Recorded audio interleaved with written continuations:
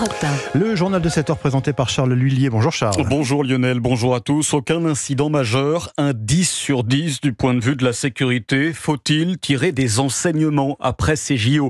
Il est vrai que les autorités, durant la quinzaine, ont mis le paquet. 35 000 forces de l'ordre mobilisées et jusqu'à 45 000 pour la cérémonie d'ouverture. Force est de constater que la méthode a porté ses fruits. On a donc le mode d'emploi désormais et de nombreuses voix s'élèvent en faveur d'une pérennisation. Geoffrey Branger.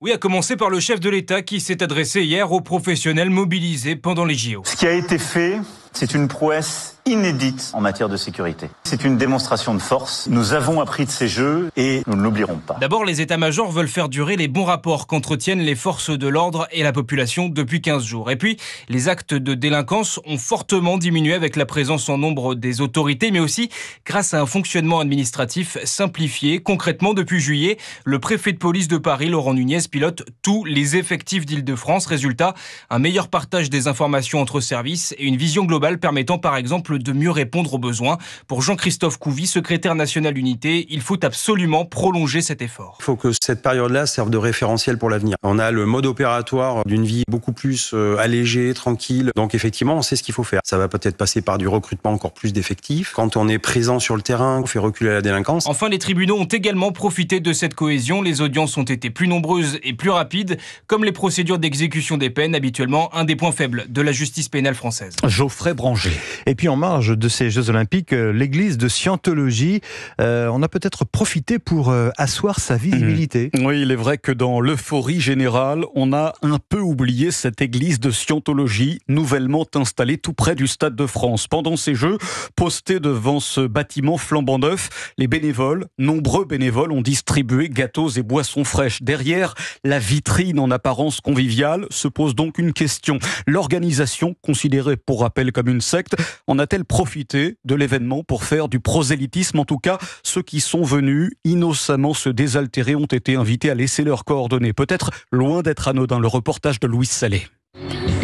La musique invite à danser, café, verre d'eau sont servis avec le sourire et des prospectus anti-drogue disposés sur une table. Un jeune homme posté derrière le stand a attiré la curiosité des vignes. Il nous a fait la promotion du non à la drogue et en même temps, il nous a parlé de l'église aussi. Quand on est passé, il y avait énormément de monde et le café était gratuit, les boissons gratuites, donc ça attire. Stéphane, supporter allemand, est interloqué. C'est vraiment étrange et je trouve encore plus étrange le fait que Paris ait autorisé la construction d'un tel bâtiment en face du Stade de France. Ça me dérange. Tandis que Sébastien préfère en rire. Ils ont bien joué leur coup, je pense, pour foutre ce beau gros bâtiment bien joli à côté du Stade de France juste pendant les JO, quoi. Force à eux, force à Tom Cruise. La star américaine est une figure de la scientologie.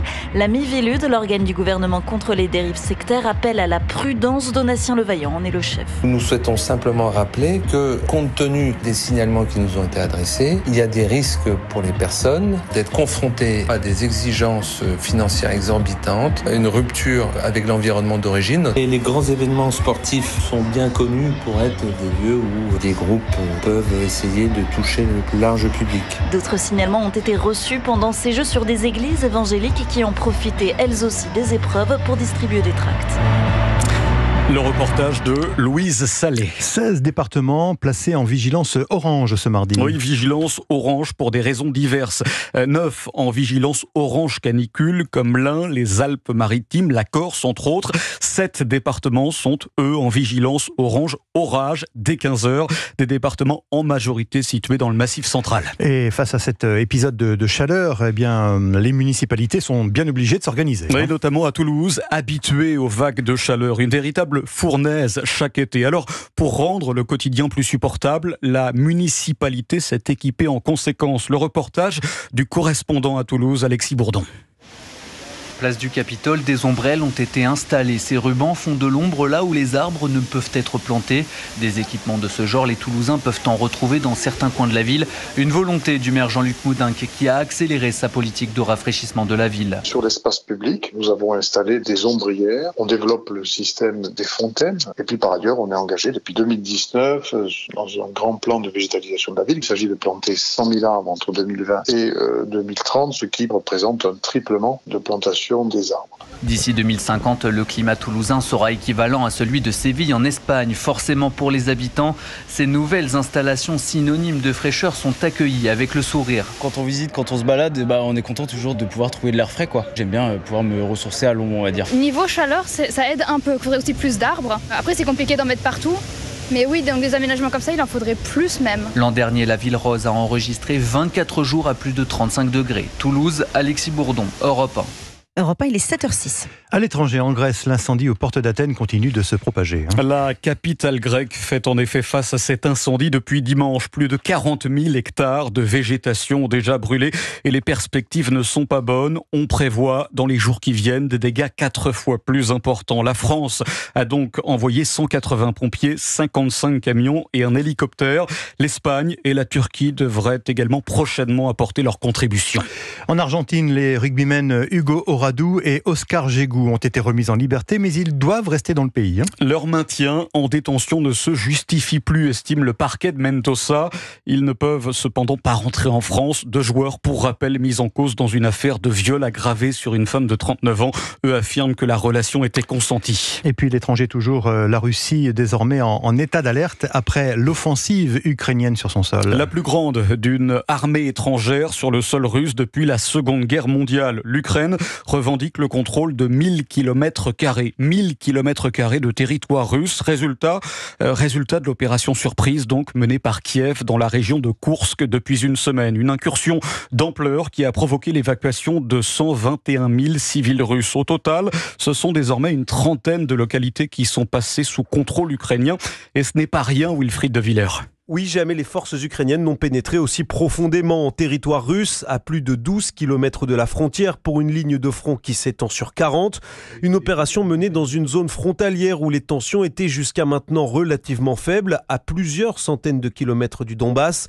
Et cela pourrait bien être l'un des éléments clés de la stratégie ukrainienne. Le général Dominique Trinquant est l'ancien chef de la mission militaire française auprès de l'ONU. En montant une opération dans une autre zone, elle contraint les Russes à revoir leur stratégie, à consacrer des forces qui étaient prévues pour le Donetsk ailleurs et donc alléger la pression qui se fait sur les forces ukrainiennes. En l'espace d'une semaine, les Ukrainiens ont pris le contrôle d'un territoire comparable à ce que la Russie a conquis depuis début 2023 en Ukraine.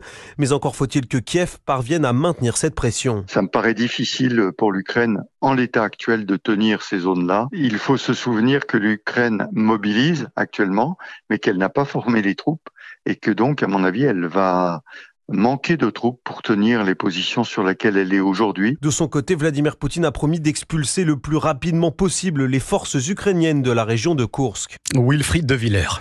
Le sport, la DNCG confirme la relégation des Girondins de Bordeaux en National 2. Oui, la DNCG, c'est le gendarme financier du foot français. La DNCG qui a sans surprise confirmé sa décision hier. L'appel du club pour évoluer en National a donc été rejeté. Les Girondins évolueront donc cette saison au 4e échelon national, au niveau amateur donc. Autre conséquence de cette rétrogradation, un plan social qui se profile. 90 emplois au sein du club sont en danger. Et puis c'est ce soir que Lille, le LOSC, joue son avenir européen. C'est pas gagné, hein. Loin d'être gagné. Dans l'enfer de Fenerbahçe en Turquie, 50 000 supporters, en majorité bien sûr acquis à la cause de l'adversaire. Les Lillois ne l'ont emporté que 2-1 à l'aller. Autant dire que ce tour préliminaire ne sera pas du gâteau. Il y a pour rappel une place en Ligue des Champions à aller chercher. Coup d'envoi 19h heure française, je crois. Ils ont été contaminés par la douceur de vivre à la française. Les touristes venus pour les Jeux Olympiques prolongent le plaisir même après l'événement. Ils sont insatiables et sont tombés amoureux davantage de Paris que des Parisiens sans doute. Mais qu'importe, ils restent encore plusieurs jours et l'ont parfois décidé sur un coup de tête au dernier moment. Le reportage de Mathieu Prior au pied de la Tour Eiffel. Malgré la chaleur étouffante, pas question pour Isabelle et sa famille londonienne de quitter Paris après les épreuves olympiques. Ils ont donc décalé leur billet retour de 3 jours. Nous voulions passer plus de temps ici, sentir l'énergie après les JO. On marche beaucoup autour de la Tour Eiffel. Paris est une ville vraiment accueillante et c'est très réussi. Au pied de la Dame de Fer, Cornel s'essaye aux Français. Ça marche. Super. Ce couple d'Américains n'était pourtant pas serein à l'idée de venir à Paris. Il y avait des gens qui manifestaient, des conflits sociaux. On aurait pu changer nos billets pour partir plus tôt. Et aller en Angleterre ou en Allemagne. Mais c'est fantastique, je recommande. Finalement, leur séjour est prolongé jusqu'à samedi et il y a ceux qui regrettent de ne pas pouvoir rester, comme Luca. Être au JO était incroyable. J'ai vu comment Paris était magnifique. J'aurais voulu rester plus longtemps. J'aime la France et les Français. Des Français que ce Hongkongais prévoit de revoir avant la fin de l'été. Un séjour qui, dit-il, ne sera certainement pas le dernier. Mathieu Prior. Dans le journal de Charles Lullier. Merci Charles. Prochain rendez-vous à 7h30. La météo des plages, Estelle Lafont. Nouveau